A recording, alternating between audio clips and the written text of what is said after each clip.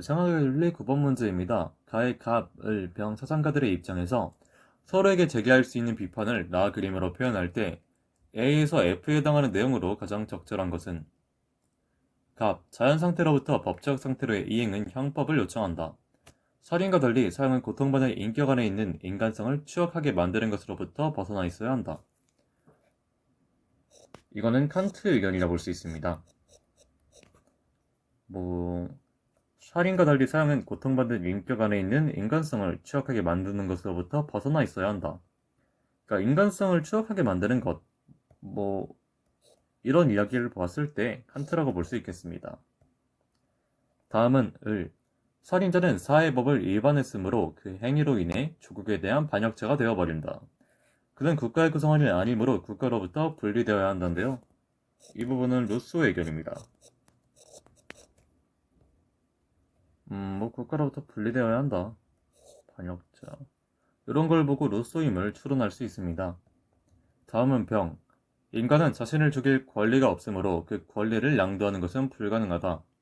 사형은 권리의 문제가 아니며 한 사람의 시민에 대한 국가의 전쟁이다. 이 지문은, 이 병은 베카리아라고 볼 수 있습니다. 사실 제가 베카리아 하면 익히 알고 있는 부분이 사형제도를 반대하고 종신노역형을 주장했다는 점인데요.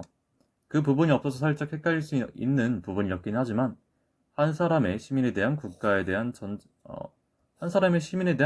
전쟁, 그리고 인간은 자신을 죽일 권리가 없다라는 이야기를 베카리아가 했다 라고 이해해 주시면 좋을 것 같습니다.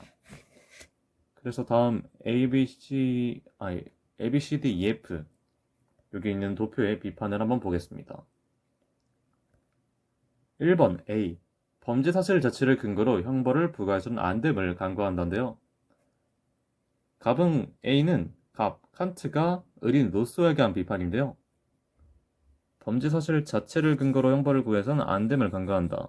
칸트의 의견도 맞지만 이 루소도 범죄 사실 자체라기보다는 법을 위반했으므로 조국에 대한 반역자가 되어서 그 반역에 대한 형벌을 부과한다고 본 관점이기 때문에 둘 다 간과하고 있지 않아서 이 부분은 틀렸다고 볼 수 있고요.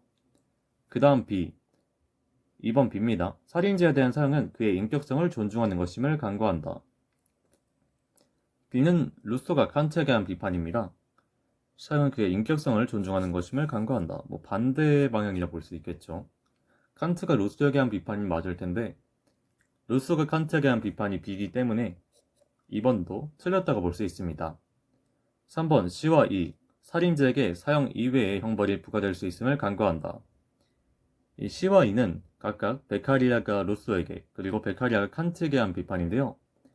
베카리아가 칸트에게 할 수 있는 건 맞습니다.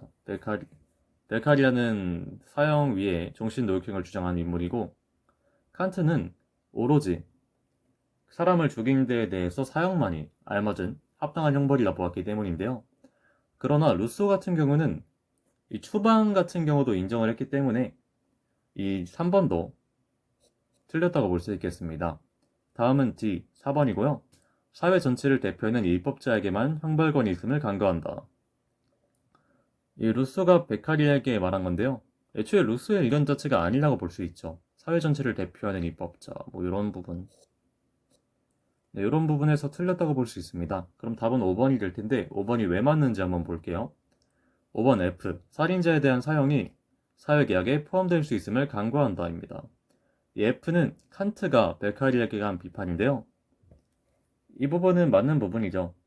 위에도 말했듯이 칸트가 사형을 옹호했고 반대로 베카리아는 인간은 자신을 죽일 권리가 없으므로 그 권리를 양도하는 것은 불가능하다라 말했기 때문에 베카리아의 의견이 아니고 칸트의 의견이 맞기 때문에 5번은 맞는 의견이 되고요. 맞는 비판이 되어서 5번이 답이 되겠습니다.